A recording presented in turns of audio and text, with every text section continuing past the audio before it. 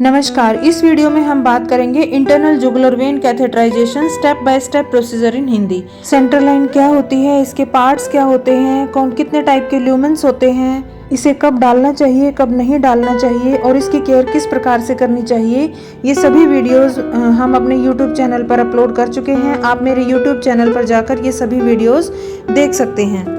तो फिर से स्वागत है आपका आपके अपने YouTube channel smart medical knowledge में। तो इस वीडियो में सेंट्रल लाइन का पूरा प्रोसीजर हम डेमोन्स्ट्रेशन के साथ आपको प्रेजेंट करेंगे ताकि आप वीडियो को अच्छे से ग्रास्प कर सकें और सीख सकें कि हाँ सेंट्रल लाइन किस तरह से डाली जाती है। तो वीडियो को लास्ट तक देखना और जिन्होंने चैनल सब्सक्राइब नहीं किया है वो चैनल सब्सक्राइब कर लें। अब प्रोसीजर स्टार्ट करने से पहले हम पेशेंट से कंसेंट लेंगे। पेशेंट की सहमति बहुत जरूरी होती है और अगर पेशेंट अनकॉन्शियस है तो पेशेंट के अटेंडेंट से कंसेंट लेंगे।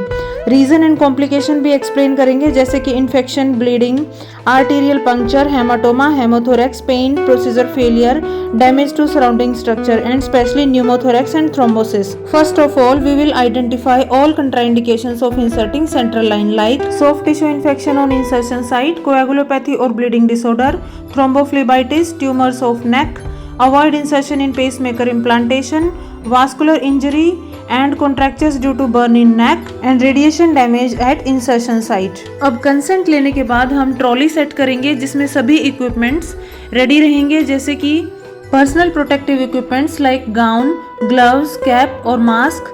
उसके अलावा sterile drapes, disposable sterile sheet with central opening, skin preparation material, antiseptic solution like Betadine and chlorhexidine 2% in 70% alcohol, local anesthesia like 1% or 2% lignocaine without adrenaline, syringes 5 or 10 ml syringes and needles, 22 or 23 gauze for infiltration, central line set with catheter set, Seldinger's technique, central venous catheter single, double और triple lumen, introducer needle होती है 18 gauge की, guide wire होती है with J tip 45 to 50 centimetre in length, एक dilator होता है और स्कैल्पल होता है नंबर 111 ब्लेड। नॉर्मल सलाइन होती है विद हेपारिन जिसे हम हेपारिनाइज सलाइन भी बोलते हैं, और इसके अलावा अलग एक्सेसरीज भी होती हैं जैसे कि स्टेराइल ट्रांसपेरेंट ड्रेसिंग जिसे हम टैगाडर्म भी बोलते हैं, या फिर इसके अलावा स्टेराइल गॉज विद डायनाप्लास्ट और माइक्रोपोर भी हम यूज कर सकते हैं। सूचर विद नीडल्स होती हैं 20, सिल्क 20 और 30, स्टेराइल मार्कर होता है to mark puncture site if needed and waste disposable bag होता है, और एक sterile autoclaved CVP tray set होता है जिसके अंदर एक स्टेराइल सीजर होती है, आर्टरी फोर्सेप्स होते हैं, मॉस्किटो फोर्सेप्स होते हैं, स्टेराइल बाउल और किडनी ट्रे होती है, स्टेराइल गॉज, कॉटन और निडल होल्डर भी होता है। सेंट्रल लाइन डालने से पहले सभी रिससिटेशन इक्विपमेंट्स रेडी होने चाहिए जैसे कि defibrillator, emergency drugs, Anbu bags etcetera, और पेशेंट को कार्डियक मॉनिटर से अटैच करना चाहिए ताकि हम पेशेंट की क्लोज ऑब्जर्वेशन कर सकें। पेशेंट की सभी ब्लड रिपोर्ट्स को हम क्लोजली एसेस करेंगे। सेंट्रल लाइन डालने से पहले आईवी एक्सेस को सिक्योर करना है ताकि हम इमरजेंसी को इमीडिएटली डील कर सकें। अगर जरूरत हो तो पेशेंट को ऑक्सीजन थेरेपी पर रखना है। अब बात आती है पेशेंट की प्रिपरेशन एंड पोजिशनिंग की। पेशेंट को ट्रेंडेनबर्ग पोजीशन में रखा जाता है जिसमें हेड 10 to 15 डिग्री डाउन होना चाहिए ताकि इंट्राजुगुलर वेन डिस्टेंड हो जाए और एयर एम्बोलिज्म का खतरा कम हो जाए। सिर को 35 to 40 डिग्री टर्न कर देंगे और एक्सटेंशन के लिए शोल्डर रोल लगा देंगे। अब सेंट्रल लाइन डालने से पहले हमें जुगुलर वेन की एनाटॉमी जरूर पता होनी चाहिए। जुगुलर वेन सबसे बड़ी ब्लड वेसल्स होती हैं जो हेड से स्ट्रेच होकर चेस्ट तक जाती हैं। जुगुलर वेन के 3 पेयर्स होते हैं, external jugular vein, internal jugular when और एंटीरियर जुगुलर वेन, और लेफ्ट एंड राइट। टोटल 6 होती हैं जिनका काम होता है हेड के अलग अलग एरियाज से ब्लड को हार्ट की ओर लेकर जाना। ये बहुत बड़ा टॉपिक है, इसे बाद में डिस्कस करेंगे। तो हम देखेंगे कि इंटरनल जुगुलर वेन की लोकेशन क्या है। ये internal jugular when carotid sheath के अंदर यानी नेक की मेजर मसल्स के नीचे होती है जो बेस ऑफ द स्कल यानी जुगुलर फोरामेन से एक्सटेंड होकर कॉलर बोन के नीचे बेस ऑफ द नेक की तरफ सबक्लेवियन वेन से मिल जाती है और ब्रेकियोसेफालिक वेन फॉर्म करती है। यह कैरोटिड शीथ में common and internal carotid artery और वेगस नर्व के साथ साथ वर्टिकली लाई करती है और टिपिकली कॉमन कैरोटिड आर्टरी के लेटरल होती है। सेंट्रल लाइन इंसर्शन के लिए राइट इंटरनल जुगुलर वेन को ही प्रेफर किया जाता है क्योंकि राइट इंटरनल जुगुलर वेन का डायमीटर लेफ्ट साइड के कंपैरिजन में चौड़ा होता है और सुपरफिशियल होता है जिससे एक्सेस इजी हो जाता है। दूसरा, right side provides a more direct and less angled route to superior vena cava and right atrium which is the desired location for the catheter tip. इसके अलावा राइट नेक में थोरैसिक डक्ट छोटी होती है और लेफ्ट साइड में lymphatic vessels and thoracic duct बड़ी होती है। अगर ये पंक्चर हो जाए तो काइलोथोरैक्स हो सकता है, जो कि एक सीरियस मेडिकल कंडीशन है जिसमें मिल्की लिम्फेटिक डक्ट पंक्चर होने की वजह से लिम्फेटिक फ्लूइड, जिसे हम काइल बोलते हैं, प्लूरल कैविटी में एक्यूमुलेट हो जाता है। काइल में प्रोटीन्स, फैट और लिम्फोसाइट्स होते हैं, जिसकी वजह से सीवियर माल न्यूट्रिशन, रेस्पिरेटरी डिस्ट्रेस एटसेट्रा भी हो सकता है। और राइट जुगुलर वेन में सेंट्रल लाइन डालने से थ्रोम्बोसिस और न्यूमोथोरैक्स के चांसेस भी कम हो जाते हैं। इसलिए सेल्डिंगर टेक्निक यूज करके ही सेंट्रल लाइन डालनी चाहिए। ये सब जानने के बाद अब सबसे पहले हैंड वॉशिंग करनी है। हैंड वॉशिंग 2 to 3 मिनट्स तक करनी है। उसके बाद सैनिटाइजर अप्लाई करना है एज पर WHO गाइडलाइंस। उसके बाद आप सभी प्रोटेक्टिव इक्विपमेंट्स जैसे कि कैप, मास्क, स्टेराइल गाउन और ग्लव्स पहनेंगे। याद रखें, वॉश होने के बाद अनस्टेराइल एरिया को टच ना करें। पेशेंट के हेड साइड में जाएं और अब आपको स्किन प्रिपरेशन करना है। उससे पहले आपको सेंट्रल वीनस कैथेटर के सभी पोर्ट्स को हेपारिनाइज्ड लाइन से फ्लश करना है। कंफर्म कर लें कि कोई भी पोर्ट ब्लॉक तो नहीं है। सेंट्रल पोर्ट को छोड़कर बाकी सभी पोर्ट्स को लॉक कर देंगे। सिरिंज में हेपारिनाइज्ड सलाइन लेकर 18 गोज नीडल, जो कि सेट में अवेलेबल होती है, वाई शेप्ड नीडल, उसे हम फ्लश करेंगे और 1 ml सिरिंज में ही रहने देंगे ताकि ब्लड एस्पिरेशन को इजीली विजुअलाइज कर सकें। पेशेंट के हेड साइड में जाएं और अब आपको स्किन प्रिपरेशन करना है और ड्रेपिंग करनी है। Antiseptic solution 2% chlorhexidine in 70% isopropyl alcohol and povidone iodine 7.5 to 10% आपके पास रेडी होना चाहिए। अगर पेशेंट किसी भी सॉल्यूशन से एलर्जिक है तो वह यूज ना करें। अब स्टेराइल गॉज को एंटीसेप्टिक सॉल्यूशन में डिप करके सेंटर से पेरिफेरी की तरफ सर्कुलर आउटवर्ड स्ट्रोक में क्लीन करना है। याद रहे, एक बार में एक ही स्ट्रोक अप्लाई करना है। सेम स्वैब से वापस पेरिफेरी से सेंटर में नहीं आना है। अब आप 3 बार बीटाडीन से क्लीन करेंगे और उसके बाद 70% आइसोप्रोपाइल अल्कोहल से। क्लीन करने के बाद एरिया को एटलीस्ट 2 से 3 मिनट तक एयर ड्राई होने दें।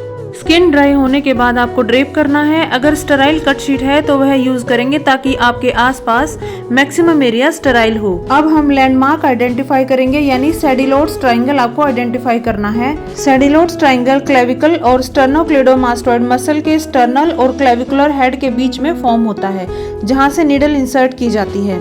अगर आपको ultrasound guided central venous catheter डालना है तो यूएस प्रोब पर जेल अप्लाई करके स्टेराइल कवर के साथ आईजीवी की डेप्थ, कंप्रेसिबिलिटी और पाथ को कंफर्म करके नीडल से इंसर्ट करना है। अब आप स्टेराइल मार्कर यूज करके लैंडमार्क को मार्क भी कर सकते हैं। सैडिलोट्स ट्रायंगल आइडेंटिफाई करने के बाद आपको 1% और 2% लिग्नोकेन सॉल्यूशन यूज करके प्लांट ट्रैक की स्किन को इन्फिल्ट्रेट करना है। अब सेंट्रल अप्रोच से नीडल ट्रायंगल के एपेक्स से 35 to 45 डिग्री एंगल में इप्सिलेटरल निपल की तरफ एडवांस की जाती है, अकॉर्डिंग टू sciencedirect.com। नीडल को एस्पिरेट करते हुए डालना है। Now confirm Venus entry. Dark blood होगा, नॉन पल्सेटाइल एस्पिरेशन होगा। लेकिन अगर कैरोटिड आर्टरी पंक्चर होगी तो ब्राइट रेड ब्लड होगा, पल्सेटाइल एस्पिरेशन होगा। इस कंडीशन में आप गाइड वायर या कैथेटर इंसर्ट नहीं करेंगे और नीडल को इमीडिएटली विड्रॉ कर लेंगे और 5 से 10 मिनट तक डायरेक्ट प्रेशर अप्लाई करेंगे ताकि पेशेंट को ब्लीडिंग ना हो। और नेक्स्ट टाइम एंटीरियर या पोस्टीरियर अप्रोच से नीडल इंसर्ट करेंगे।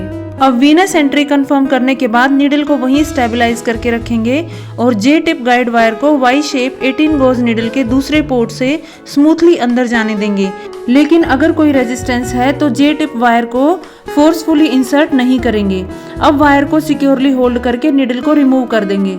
नेक्स्ट, वायर के थ्रू डायलेटर को डालकर रोटेट करते हुए स्किन ट्रैक्ट को डायलेट करना है, वाइड करना है और डायलेटर निकाल दें। इसी बीच याद रहे, वायर अपनी जगह पर ही सिक्योर रहनी चाहिए। अब सेंट्रल वीनस कैथेटर को वायर के through 13 to 15 centimetre right internal jugular vein में इंसर्ट करना है। इसे हम पेशेंट के साइज के अकॉर्डिंग एडजस्ट भी कर सकते हैं। अब कैथेटर को होल्ड करके और गाइड वायर को सेंट्रल पोर्ट से निकाल लेंगे, जो कि हमने लॉक नहीं किया था। अब बीडी स्टैटलॉक स्टेबलाइजेशन डिवाइस, जो कि सेंट्रल लाइन में अवेलेबल होता है, बटरफ्लाई शेप का होता है, उससे हम इसे सिक्योर कर देंगे। एग्जैक्टली कंफर्मेशन के लिए हर ल्यूमन से ब्लड विड्रॉ करके देखेंगे और साथ ही सलाइन से फ्लश करके उसे लॉक कर देंगे और कैप अप्लाई कर देंगे। अब कैथेटर को 20 सिल्क सूचर से सिक्योर करके स्टेराइल ट्रांसपेरेंट ड्रेसिंग अप्लाई कर देंगे।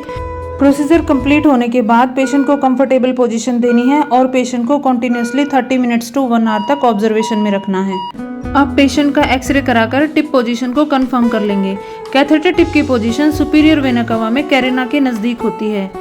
सेंट्रल वीनस कैथेटर का टिप सुपीरियर वेना कवा के लोअर पार्ट तक जाता है, जो कि राइट एट्रियम के बिल्कुल क्लोज होता है। अगर यह ज्यादा अंदर चला जाता है तो क्या होगा? पेशेंट को कॉम्प्लिकेशंस हो सकते हैं, जैसे कि इरिथमियास। ईसीजी में आप ventricular इक्टोपिक्स and atrial ectopic beats भी देख सकते हैं। दूसरा है परफोरेशन रिस्क। अगला है थ्रोम्बोसिस या एम्बोलिज्म भी हो सकता है। राइट एट्रियम में कैथेटर टिप के अराउंड क्लॉट फॉर्मेशन हो सकती है।